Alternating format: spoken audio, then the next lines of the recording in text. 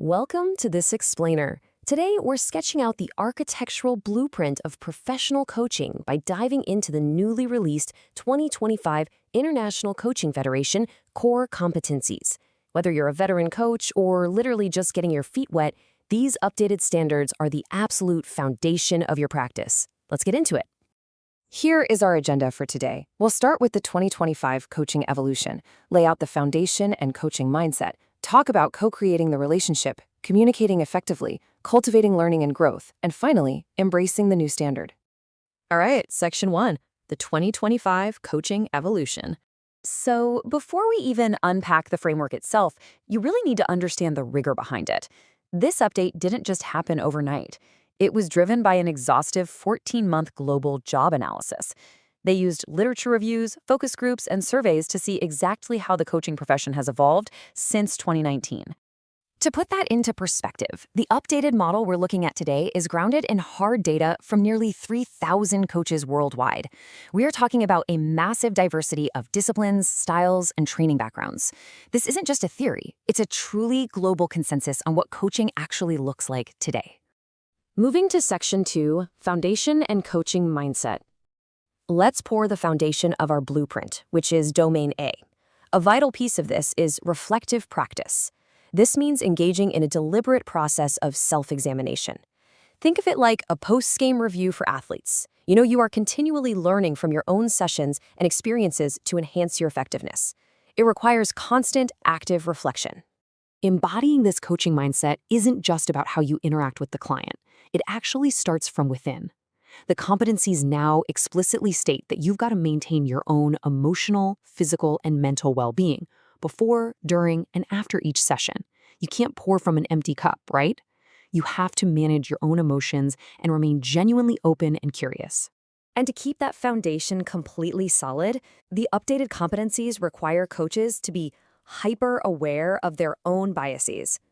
Bias is shaped by our internalized beliefs and cultural assumptions. Understanding how your own worldview might secretly be influencing your client is absolutely essential to an ethical practice. It's all about recognizing those blind spots before they ever impact the session. Heading up to the first floor with Section 3, Co-creating the relationship. Now we enter Domain B, where we actively partner with the client. This follows a highly logical pathway. First, you establish clear agreements, meaning the logistics and the goals. Second, you cultivate a safe, supportive space built entirely on trust. And third, you maintain presence, staying fully conscious, observant, and empathetic right there in the moment. Maintaining that presence requires a really unique kind of vulnerability from the coach. Competency 5.06 clearly states you must be comfortable working in a space of not knowing. Let that sink in. You aren't there to have all the answers. You are there to sit comfortably in the empty space, in the silence, and give your client room to just breathe and reflect.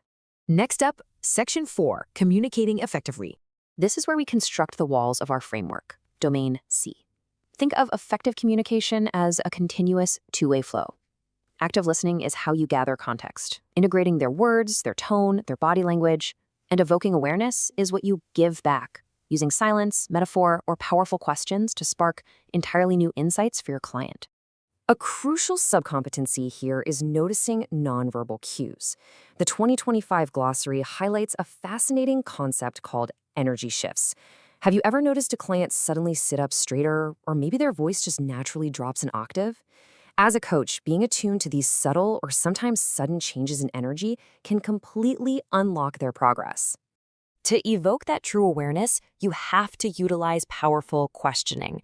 This isn't just asking, "So, how was your week?" No way. It's asking the deep, thought-provoking questions that help the client identify the hidden factors influencing their behaviors. You're pushing them to explore far beyond their current thought patterns.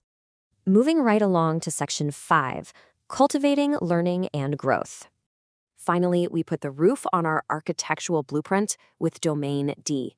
This is where the magic of the previous steps becomes real and tangible. You partner with the client to transform their new insights into actual action. Together, you designed concrete goals, identify potential barriers, and create accountability measures that will genuinely sustain their progress over time. But here's the most important part. At the core of this growth phase is client autonomy. It's not your job to do the work for them. The updated standards heavily emphasize that the client designs their own goals and their own accountability methods. Your job is to acknowledge and honor their right to make independent decisions based on their own unique values. And finally, Section 6, Embracing the New Standard. Now that we've sketched out the complete framework, what is the ultimate purpose of this 2025 evolution? Well, by standardizing ethical practices and communication across global borders, these competencies serve one unified mission: empowering the world through coaching. These standards ensure that this empowerment is delivered ethically, safely, and effectively everywhere. As we wrap up this explainer, I want to leave you with a direct challenge. Look closely at your own foundation. In your next session, will you be brave enough to sit comfortably in the space of not knowing? Reflect on how you will actively integrate these 2025 standards to build a more powerful, client-centered practice. Start building your updated blueprint today. Thank you so much for learning with us.